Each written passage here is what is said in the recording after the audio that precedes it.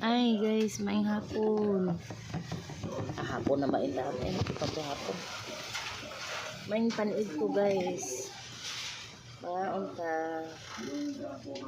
Abi mo guys, kanang utana gabi ito dyan ni guys. Gabi ito dyan ni. Balik na kung kaon panood ko. Pamahaw. Pamahawan mo siya guys. Paikta niyo. Pobre ta guys. Mga unta, nabuwad putput. Kaya talagang ayaw tantanan si Martin Dumaten kahit yung ICI walang na-find out mga gabatan na diferensya sa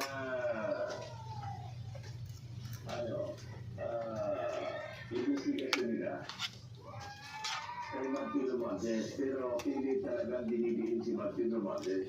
Sinabi ko sa tama yung mga analysis natin. Ever since pa naman na lumabayan, nagkakantis ko pala si Luto Marcos. Ang plano nila talaga, tanggalin na. Once nakaupo si Luto Marcos, hindi na nakaputin talaga kasi ayaw nila, gusto nawakan yun. Sinado, gusto nawakan yun. Anta. Pangaon mo guys? Pangaon mo guys? Pangaon ka? Nasabi ni Secretary kanya,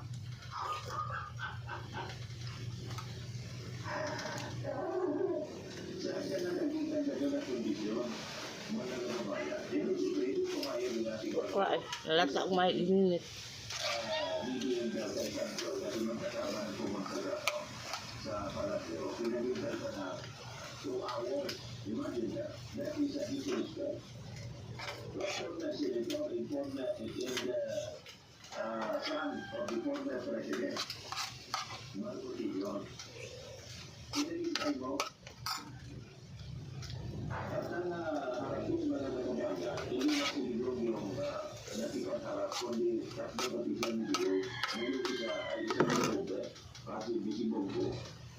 Sagsaging guys.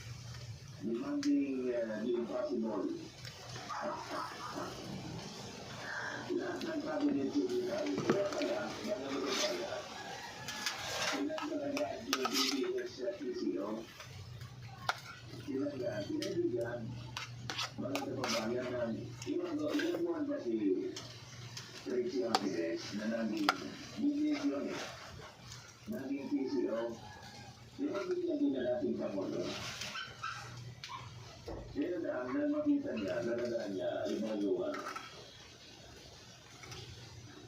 Ayun, siniba, kasama si yung naunang executive secretary. Saan ka nakakita na ang executive secretary, ang titulo niya, mga pagkakas. Yan yung pinatawag na legal president. Siya yung mismong pinuno ng lahat ng mga sekretary. Yung executive secretary, ang gusto, hawak yung so parang sinabi ng mga kababayan yung magpapatakbo. Nandun dito, sa executive secretary, hawak niya, DND, on the secretary. So ano yung papel ni DBDN? Pagano. Kaya nandun kami sa mga kababayan, yung ating main candidate, BBM. Tulingan daw siya, sabi ni Sandro, ng kanyang tatay at sinabi, parang papatayin na nila ito.